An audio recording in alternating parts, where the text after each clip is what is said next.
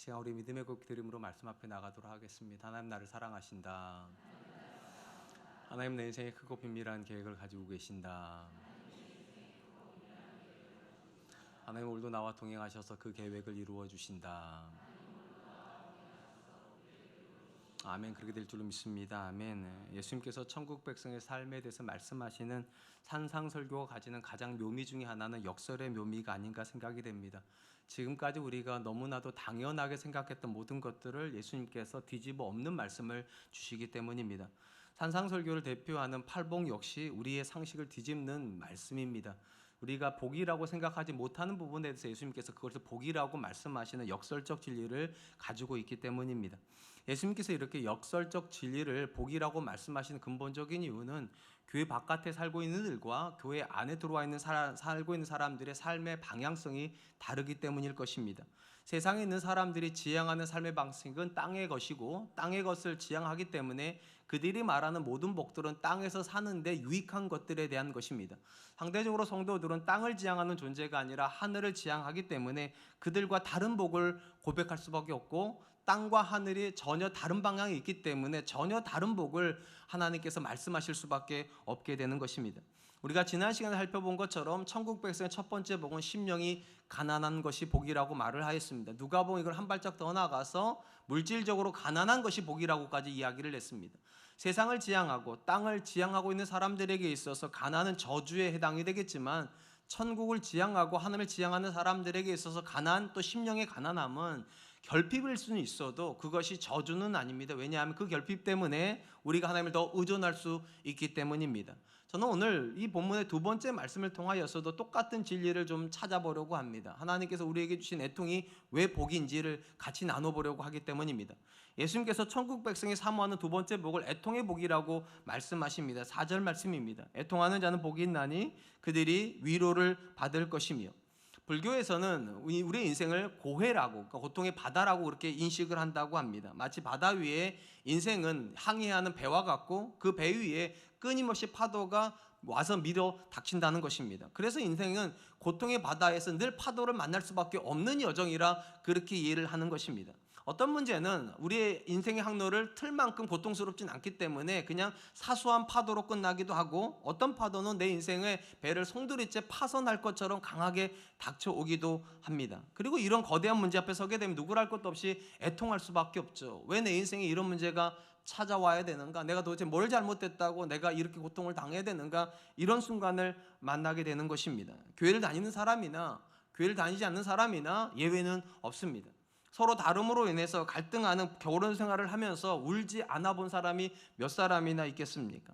내 뜻대로 잘하지 않는 자녀 때문에 애통하지 않는 사람이 얼마나 있겠습니까? 또 내 적성과 맞지 않는 직장 생활을 하는 것이 고통스러워서 울어보지 않는 사람이 얼마나 있겠습니까? 직장 생활에 대해서 고통당하는 분들이 그런 얘기를 종종 하더라고요. 목사님은 참 좋으시겠다고, 교회 계시니까. 근데 여러분 잘 모르시는 게 있어요. 교회도 직장 생활이에요.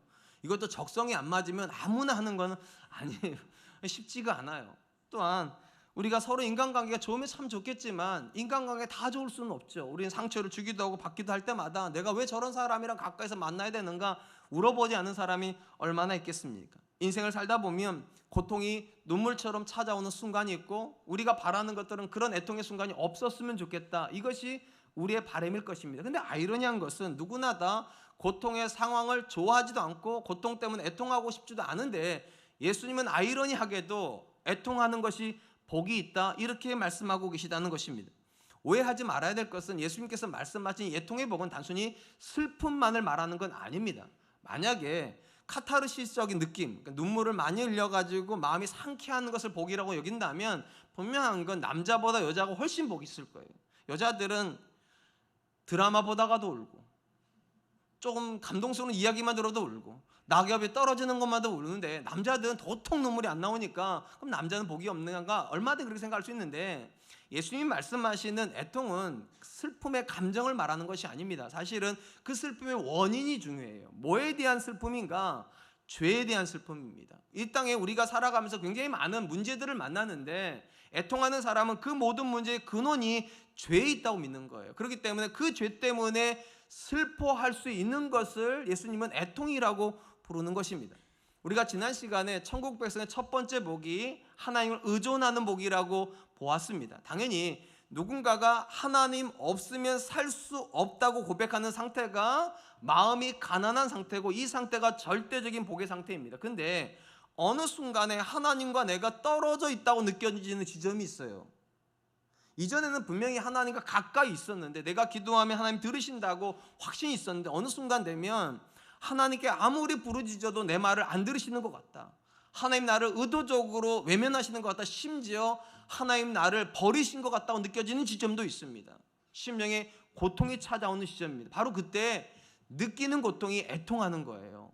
하나님이 가까이 느껴지지 않는다. 마치 어린아이가 손을 잡고 부모랑 가다가 어떤 지점에서 그 부모와 손이 떨어졌을 때 부모의 부재를 느낀 어린아이가 대성통곡을 하고 우는 것과 마찬가지입니다. 왜냐하면 아이에게 있어서 부모의 부재는 죽은 것 같기 때문이에요. 부모가 내 옆에 있을 때는 평안하지만 그 부모가 나를 떠나면 내가 죽을 것 같아서 아이들은 대성통곡을 하는 것입니다. 저희 집 아이들이 어릴 때 이모 집 아이들과 친척들과 함께 놀이동산을 종종 가곤 했는데, 어느 날 이제 제가 안 가고 제 아내가 이모 이제 언니 집 가정 아이들하고 같이 놀이동산을 갔었습니다. 아마 저희 둘째가 5살쯤 된 것 같아요. 놀이동 놀다가 저녁 무렵, 그러니까 이제 거리 공연 같은 거 하잖아요. 이렇게 퍼레이드를 할 때 저희 둘째를 제 아내가 다른 데 쳐다보다가 갑자기 놓쳐버렸어요. 그리고 사람들이 몰려오다 보니까 우리 아이가 길을 잃어버렸습니다. 제 아내도 이제 다급하게 쫓아다니는데 아무리 찾아도 보이지가 않는 거예요. 한 5분쯤 흘렀을까요? 이제 막 제 아내가 쫓아다니고 있는데 저쪽에서 한 아이가 이리 갔다 저리 갔다 하면서 울고 있는 거죠. 저희 둘째예요. 그 짧은 5분의 시간이 있는데 눈물 콧물 다 흘리고 목이 다 쉬어버렸어요. 대속통곡을 하고 있는 거예요. 엄마가 없다고, 이모가 안 보인다고. 여러분, 그 아이가 지금 벌써 24살인데 지금도 그럴까요? 엄마가 좀 안 보인다고 막 대성통곡을 하고 목 다 쉬고 막 눈물 콧물 흘릴까요? 그렇지 않죠. 근데 왜 그 아이가 그때는 그랬냐는 거예요. 5살 어린 아이에게 부모의 부재는 죽음이기 때문입니다. 내 엄마가 안 보이는 건 죽음인 거예요. 그 엄마가 없으면 내가 못 사는데, 그 아빠가 없으면 내가 못 사는데, 그 존재부터 분리되었을 때 느끼는 감정이 예수님 말씀하신 애통의 감정이에요.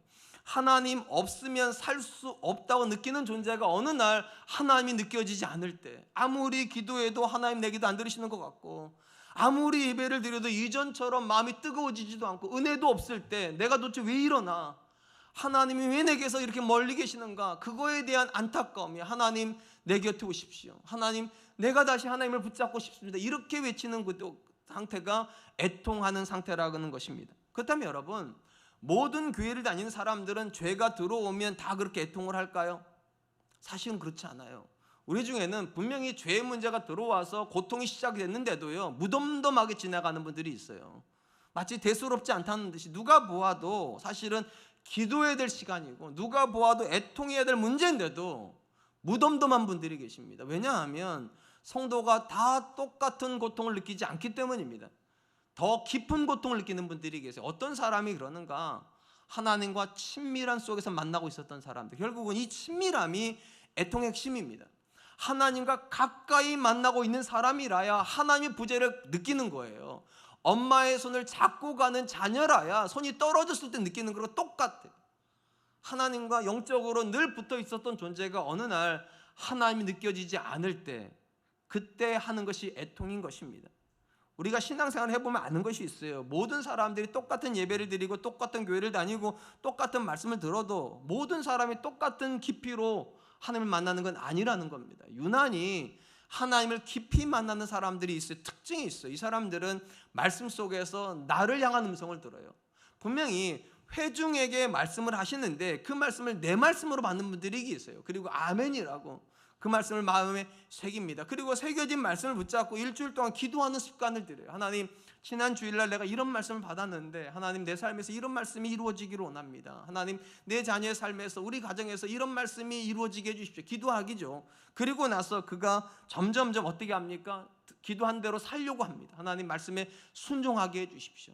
이렇게 하면서 그들은 경험하게 됩니다. 하나님께서 내 기도 응답하신다는 걸 경험하게 되고, 내가 만나고 있는 삶의 모든 순간에 하나님의 선한 게 있다는 것이 믿어지게 되고, 심지어 내가 살고 있는 삶의 모든 여정에 나 혼자 가는 것이 아니라 하나님이 나와 함께 가시는구나, 확신에 도달해요.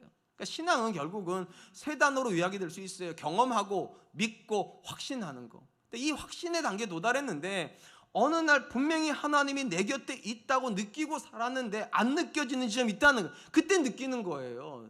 느껴봤던 사람이니까 그 느낌을 아는 거죠. 하나님이 나와 함께 계실 때 어떠했는데 지금 그 하나님이 내게 느껴지지 않는구나. 분리되면 안 되는 하나님이 내 삶에서 분리되어져 있구나. 이걸 느끼는 사람, 당연히 친밀한 사람이에요.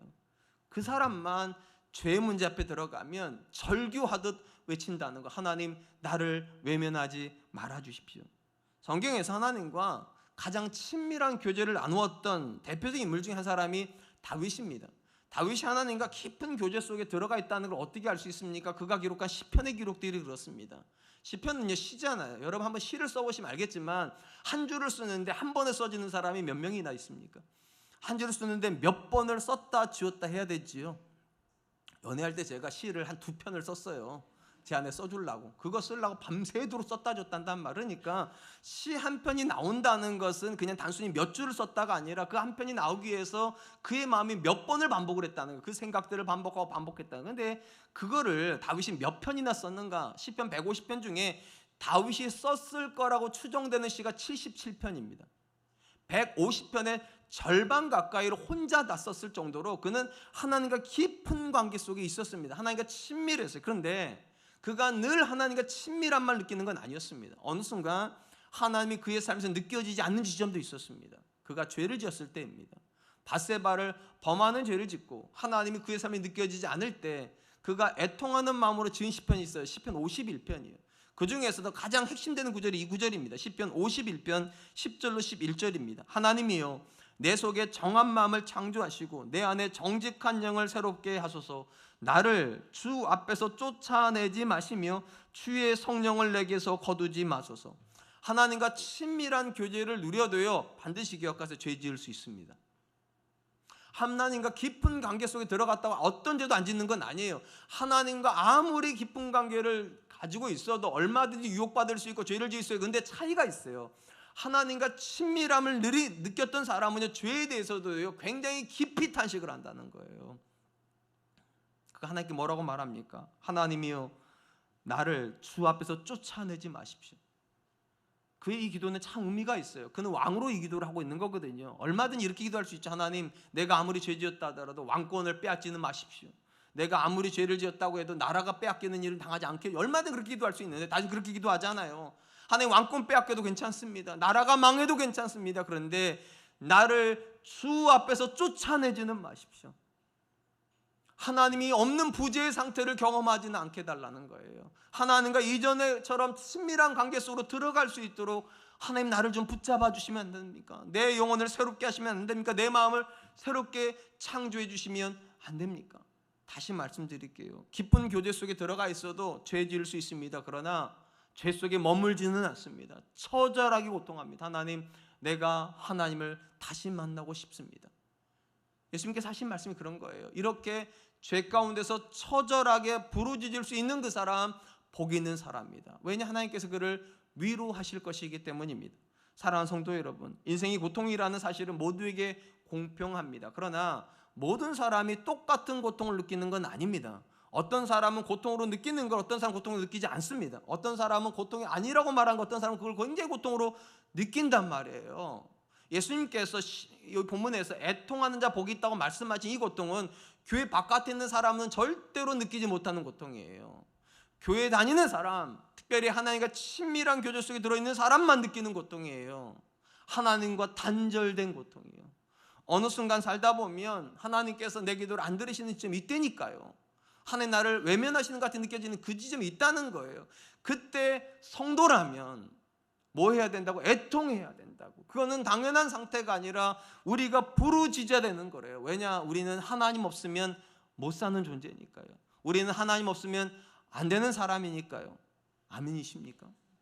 그는 이렇게 말해야 된다. 하나님, 너무 고통스럽습니다. 내가 먹는 것이 없어서 고통스러운 것이 아니라, 성공을 못해서 고통스러운 것이 아니라, 내가 하나님을 가까이 만나지 못하는 게 너무 고통스럽습니다. 하나님, 오늘도 나를 만나주시면 안 됩니까? 하나님 오늘도 내 마음에 말씀해 주시면 안 됩니까? 오늘도 불안한 내 영혼에 확신을 주시면 안 됩니까? 이것이 애통의 본질이죠. 하나님 없으면 나는 살 수 없는데 오늘도 내 삶에 하나님이 안 느껴지니까 내가 못 살겠습니다. 하나님 나를 좀 불쌍히 여겨주십시오. 전 저와 여러분들이 이 고백을 할 수 있기를 축복합니다. 우리가 본문에서 두 번째 생각해 보려고 하는 것은 예수님께서 애통하는 자에게 주시겠다고 말씀하시는 위로의 본질이 뭐냐는 거예요. 일반적으로 우리가 뭔가로 또 위로를 받는다는 건 어떤 문제가 해결되는 걸 거예요. 고통스러웠던 그 문제가 해결이 되면 위로를 받잖아요. 근데 예수님께서 말씀하신 위로는 그런 개념과 좀 다릅니다. 예수님께서 사용하고 있는 위로라는 단어의 헬라어는 파라칼레오라는 단어입니다. 이 파라칼레오라는 단어는 두 단어의 합성어예요. 파라라는 단어하고 칼레오라는 단어의 합성어인데, 파라는 곁으로라는 뜻이고 칼레오는 부른다는 것입니다. 이게 의미가 있는 것이 죄가 들어와서 하나님과 내가 분리가 됐습니다. 자, 그럼 중요한 거, 누가 누구로부터 분리가 된 걸까요?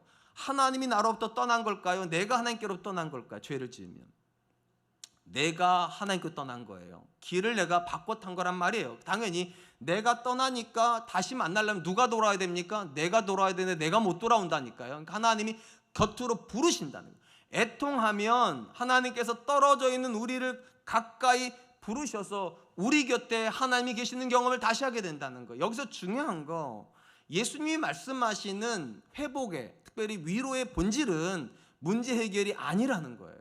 문제를 먼저 해결해 주시고 내가 네 곁에 있다 이렇게 말씀하시는 게 아니라, 예수님의 위로는 뭐로부터 시작되는가? 하나님이 내 곁에 계시다는 걸 느끼면서부터 시작된다는 거예요. 그러니까 하나님이 나를 위로하셔도 여전히 문제는 있을 수 있어요. 여전히 그 문제는 남아있을 수 있어요. 다만 차이가 있다면, 이전에는 혼자서 그 문제를 오롯이 당했다면 지금은 나와 함께 계신, 나를 끄잡아 당겨서 내 곁에 계신 하나님이 그 문제를 함께 당하신다는 거예요. 그러면서 문제가 해결이 되죠. 그러니까 근본적으로 하나님이 성도에게 주시는 위로의 본질 중의 본질은 하나님을 느끼는 거예요. 하나님이 내 기도를 들으시는구나. 하나님이 내 마음을 만지시는구나. 하나님이 나를 홀로 두시지 않는구나. 그리고 확신하는 거예요. 반드시 모든 것은 합력과 선이 되겠구나. 상황은 하나도 안 바뀌었는데 하나님이 함께 계신 확신이 드니까 확신이 드는 거예요. 나는 결코 무너지지 않는다. 내 자녀는 결코 꺾이지 않는다. 하나님이 반드시 잘 되게 하신다. 하나님이 반드시 이 모든 것을 통해서 선을 이루신다. 이스라엘이 출애굽을 하고 나서 시내산에 도착을 하게 됩니다. 도착했더니 하나님께서 모세를 시내산 위로 부르십니다. 그리고 40일 동안 모세에게 율법을 가르치시죠. 왜냐하면 그 율법을 백성들에게 가르쳐야 되기 때문입니다. 그래서 40일 동안 모세가 시내산 위에 머물러 있는데, 이스라엘 백성에게서 이 40일은 너무 긴 시간인 거예요. 모세가 내려오기도 전에, 내려와도 한참 전에 내려와야 되는데 아무리 기다려도 안 내려오더라는 거예요. 그래서 그들이 어떻게 합니까? 모세가 죽은 줄로 착각을 하고 우상을 만듭니다. 왜 우상을 만드는가? 자기들을 가나안 땅에 데려다 줄 신이 필요하다는 거예요. 자, 모세가 떠나 있는 사이에 이스라엘 우상을 숭배합니다. 그때 하나님께 모세에게 말을 해요. 너의 백성이 우상 숭배를 했다고.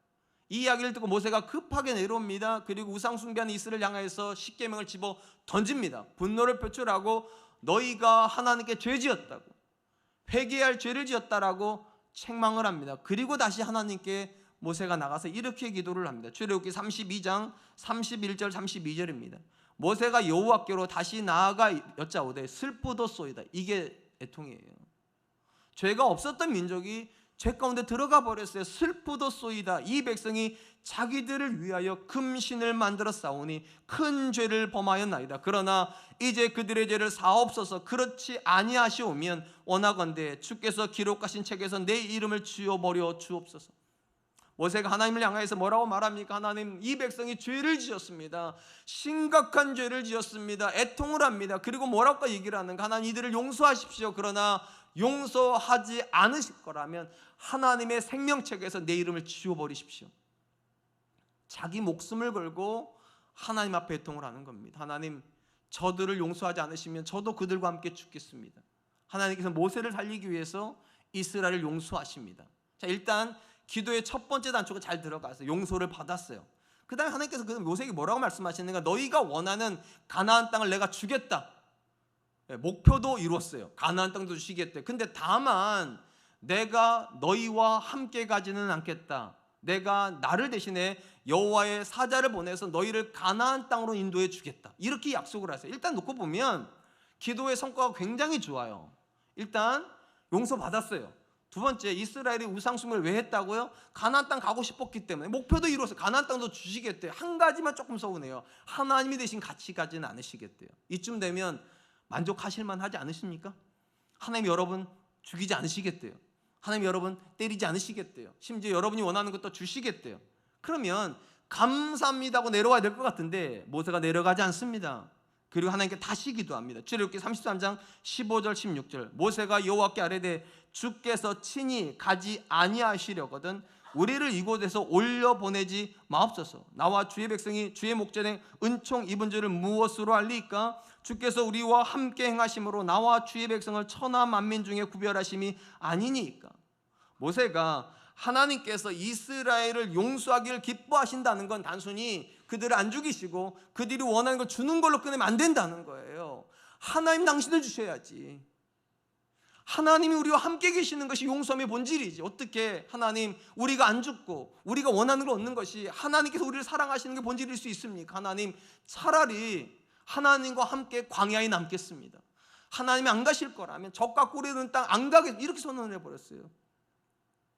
그럼 모세의 이 기도 속에서 우리가 깨닫는 게 하나가 있어요. 모세가 생각하는 신앙의 본질이 뭡니까? 하나님으로부터 뭔가를 얻어내는 겁니까? 하나님을 통해서 문제를 해결하는 겁니까? 그게 모세가 생각하는 신앙의 본질은 아니에요.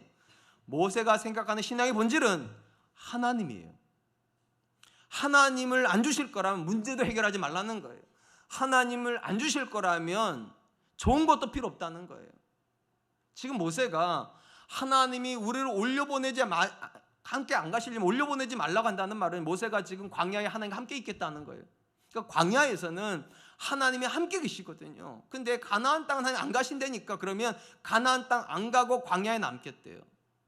성지순례를 가면 꼭 가야 되는 곳이 있다고 제가 자주 말씀드리죠. 광야를 갑니다. 광야를 왜 가게 하는가? 이스라엘이 40년 광야를 사는 게 가능했는지를 체험시키려고요. 가보시면 알아요. 1시간도 못 버텨요. 너무 뜨거워요. 낮에는요. 저녁에는 너무 추워요. 그러니까 여러분 그 절대적으로 생존할 수 없는 땅에 모세가 남겠대요. 누구 때문에? 하나님 때문에. 하나님이 광야에 계시겠다면 안 올라가겠대요. 모세가 생각하는 신앙은 그런 거예요. 하나님이 없으면 아무것도 의미가 없다고. 그러니까 하나님께서 이스라엘을 위로하신다면, 하나님이 이스라엘을 용서하신다면, 하나님이 이스라엘 복 주신다면 가나안 땅을 주지 마시고 하나님을 주시라고. 오늘 보면 예수님의 이야기가 똑같아요. 애통한 사람에게 하나님 주시는 가장 큰 위로가 뭐라고요? 하나님 주시는 거라고. 하나님을 주시는 거예요. 문제는 그 다음인 거예요. 상황은 그 다음이에요. 하나님이 내 곁에 오셔서 하나님이 나와 함께 그 문제를 만나 주신다. 이것이 하나님 주시는 위로의 본질인 것입니다. 우리가 앞에서도 살펴보았던 것처럼 교회를 다니는 사람이나 교회를 다니지 않는 사람이나 인생의 여정에서 누구나 애통하는 문제를 만나게 됩니다. 근데 교회 바깥에 있는 사람들이 애통하는 대부분의 것은 뭐에 대한 애통인가? 문제에 대한 애통이에요. 이 문제가 안 풀린다는 거예요. 이 문제가 고통스럽다는 거예요. 그게 교회 바깥에서 사람들이 느끼는 애통의 본질입니다. 그러나 예수님이 말씀하신 애통의 본질은 문제에 있지 않아요. 하나님께 있어요. 하나님이 가깝지 않다는 거예요. 이전처럼 하나님이 내 마음에 확신으로 오지 않는다는 거예요. 그게 고통스럽다는. 그러니까 쉽게 말하면 교회 다니는 사람들은요, 문제가 없어도 얼마든지 애통할 수 있다는 이야기예요. 문제는 없는데 누가 봐도 이 사람 행복한 사람이에요. 부부관계 문제 없어요. 자녀 잘 커요. 하는 일마다 다 잘 돼요. 그러는데도 매일같이 하나님 앞에 나와가지고 애통할 수 있어요. 왜요? 하나님, 아이들은 잘 크고 있고 회사 일도 잘 되고 있고 하는 일마다 다 성공한데 내 마음이 뜨겁지가 않습니다. 하나님, 예전처럼 예배를 드려도 감격스럽지가 않습니다. 기도를 해도 간절함이 없습니다. 내가 왜 이러는 겁니까 도대체? 나는 일 잘 되는 거 좋은 거 맞고 행복한 거 좋은 것도 맞는데 내가 정말로 원하는 건 하나님을 느끼는 건데 일은 잘 돼서 좋지만 하나님 안 느껴집니다. 하나님, 나를 좀 불쌍히 여겨주시면 안 됩니까? 내 삶에서 가장 중요한 게 하나님인데 하나님 없는 행복이 무슨 의미가 있고 하나님 없는 예배가 무슨 의미가 있고 하나님에 대한 확신 없이 드리는 기도가 무슨 의미가 있습니까? 하나님, 하나님을 느끼게 해주십시오. 성도 애통은 그런 거예요. 본질이 하나님인 거예요. 모세가 느끼는 신앙의 본질도 똑같았잖아요.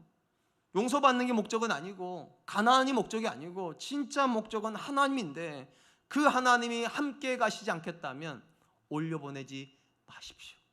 사랑하는 성도 여러분, 우리 중에 내 인생에 아무런 근심이 없다고 그래서 지금 참 행복하다고 말하는 분들이 분명히 계세요.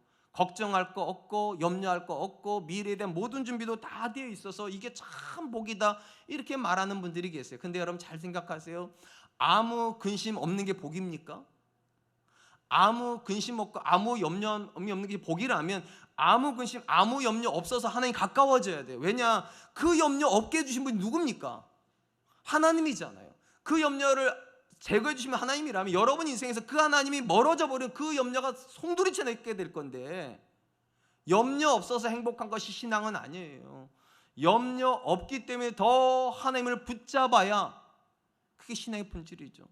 저는 가끔씩 제 인생이 너무 잘 된다고 느낄 때가 가장 불안해요. 왜냐? 제가 교만해서 하나님 놓을까 봐. 그 모든 것의 출발점이 하나님이셨는데 일 잘 된다고, 관계 좋다고, 마음 행복하다고, 마음이 든든해져 버릴까 봐, 이쯤 되면 됐다고 할까 봐. 그러므로 여러분, 근심 없는 게 복은 아니에요.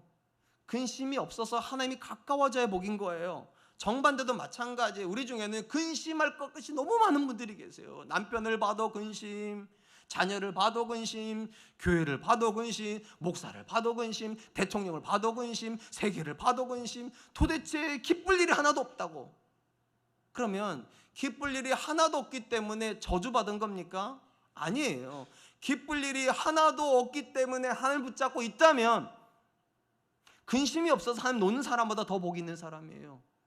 예수님께서 애통이 복이 있다고 말하는 이유가 바로 거기 있어요. 애통하고 있는 동안만큼은 우리는 하나님을 바라보고 있을 거니까, 하나님을 원하고 있을 거니까, 그리고 그 하나님이 나를 가까이 끄잡아 당겨 주실 거니까.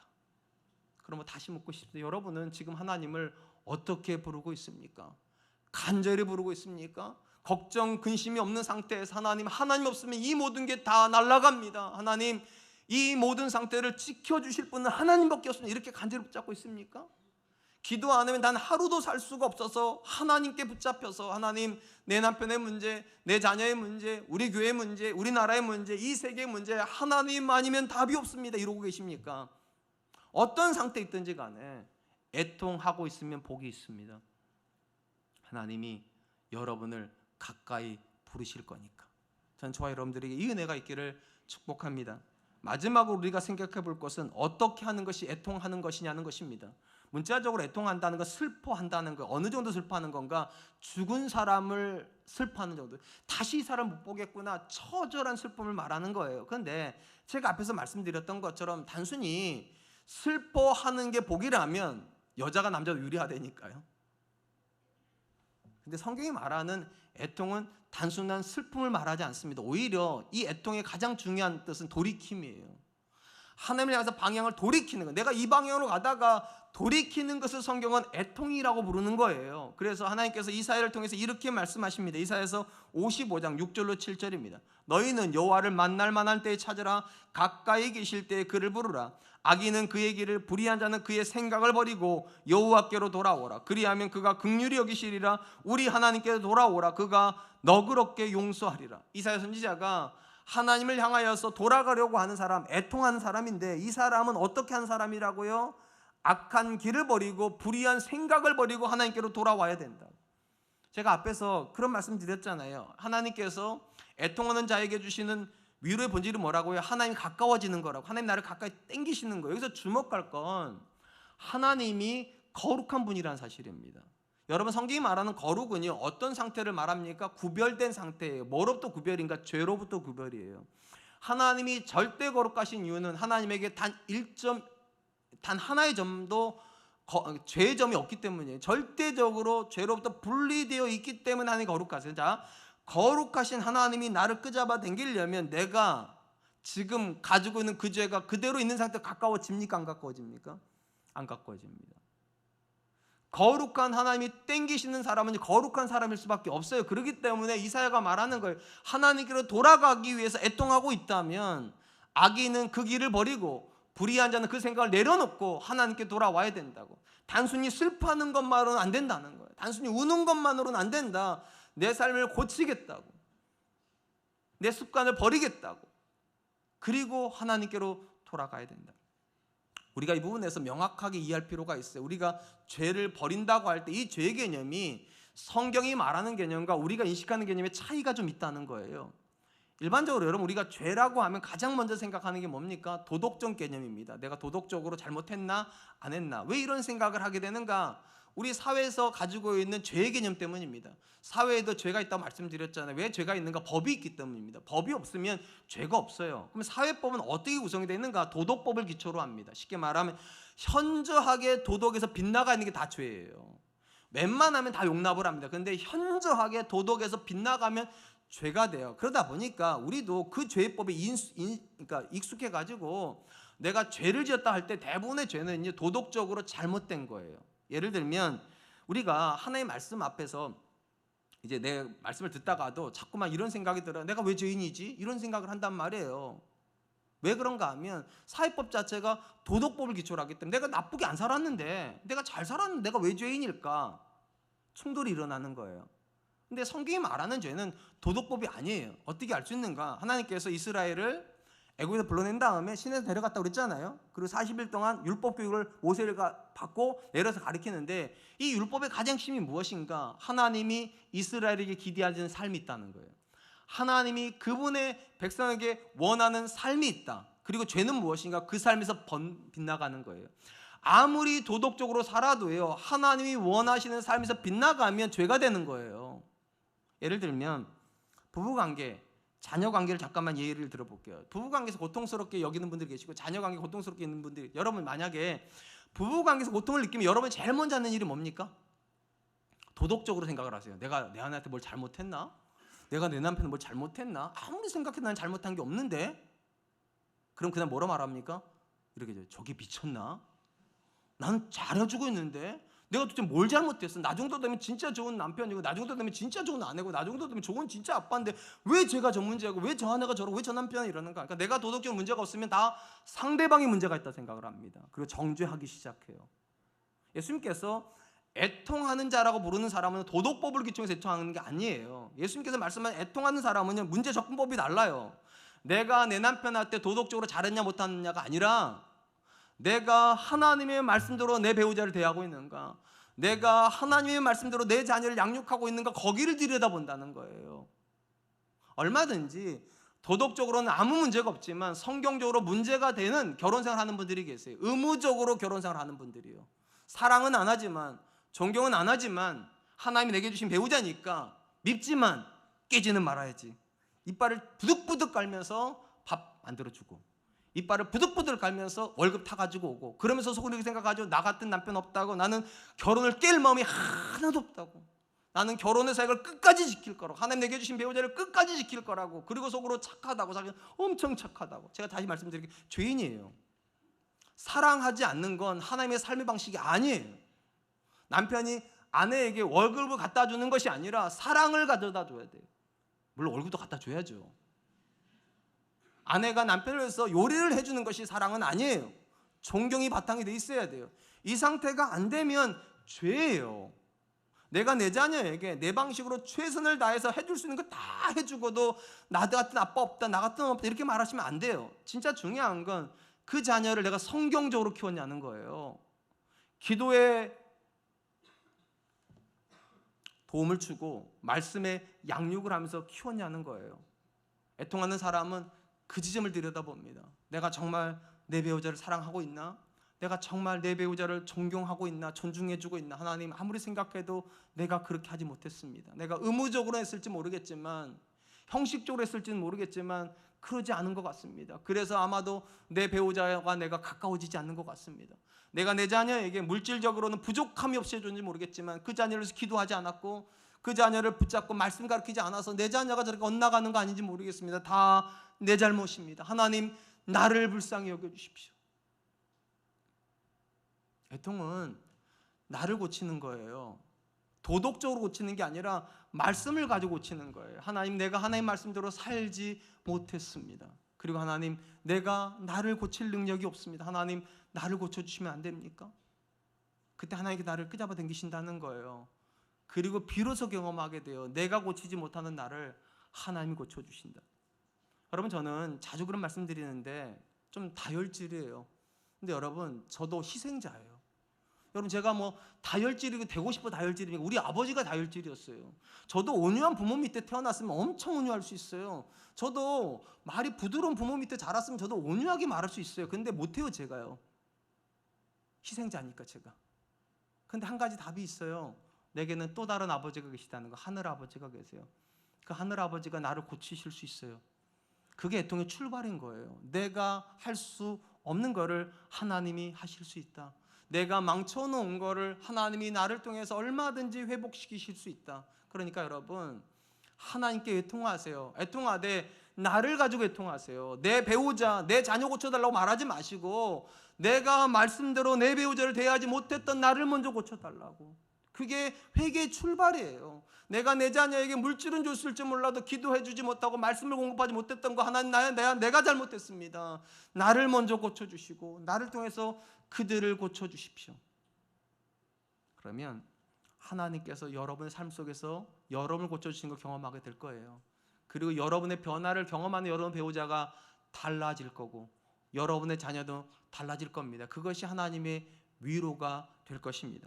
사랑하는 성도 여러분, 애통의 결과가 문제를 해결하는 것이라면 내가 고칠 필요는 없어요. 나를요. 그냥 내가 간절히 부르짖어가지고 애통해가지고 내 자녀 고쳐지고 내 배우자 고쳐지고 그래서 위로를 받는 거라면 그러면 돼요. 근데 하나님께서 우리에게 주신 위로의 본질이 뭐라고요? 하나님 내게 가까워지는 거라니까요. 그럼 나 같은 사람에게 하나님 가까워질 수 있겠냐는 거예요. 이 상태 이대로 성질 부릴 거 다 부리고 화 낼 거 다 내고 이런 나한테 하나님 가까워질 수 있겠냐는 거예요. 그렇기 때문에 근본적으로 애통하는 자가 하나님과 가까워지는 존재라면 이 애통하는 사람은 뭐에 대해서 애통해야 되는가? 내 죄에 대해서요. 하나님, 내가 내 배우자를 사랑하고 싶은데 사랑이 안 됩니다. 내가 내 배우자를 존경하고 싶은데 존경이 안 됩니다. 내가 내 자녀를 말씀으로 양육하고 기도하고 싶은데 안 됩니다. 하나님, 나를 먼저 고쳐주십시오. 그래야 그 하나님 내게 다가오세요.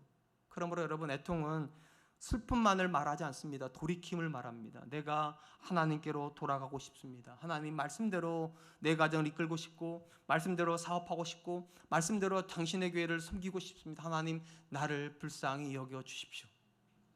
그럴 때 하나님께서 우리를 고치실 줄로 믿습니다. 이제 말씀을 맺으려고 합니다. 예수님은 천국 백성이 사모해야 될 두 번째 복을 애통의 복이라고 말씀하셨습니다. 애통은 단순한 슬픔이 아니라고 말씀드렸어요. 죄에 대한 슬픔이에요. 하나님을 가까이 만나야 되는데 그 하나님 의존해 살아야 되는데 어느 순간 죄가 들어오면서 하나님과 내가 가깝지 않다고 느껴질 때 하나님, 내가 이 죄를 끊어내지 못한 거 용서해 주십시오. 이렇게 말하는 게 애통이고요. 이 애통은 모든 사람이 똑같이 하는 게 아니라고 말씀드렸어요. 하나님과 친밀함을 경험하고 있는 사람이요. 그 하나님이 나와 함께 계시다는 게 어떤 걸 아는 사람이라야 애통할 수 있어요. 그러므로 오늘도 하나님을 먼저 경험하세요. 하나님과 가까워지려고 몸부림치세요. 그래야 죄에 대해서 애통할 수 있습니다. 마지막으로 성경이 말하는 애통은 단순한 뉘우침이 아니에요. 하나님, 나 잘못했어요. 그거 아니라 돌이키는 거예요. 하나님, 내가 내 배우자를 대하는 태도를 고쳐주십시오. 내가 내 자녀를 대하는 태도를 고쳐주십시오. 내가 교회를 대하는 태도를 고쳐주십시오. 내가 사람을 대하는 태도를 고쳐주십시오. 나는 나를 못 고치니까 하나님이 나를 고쳐주십시오.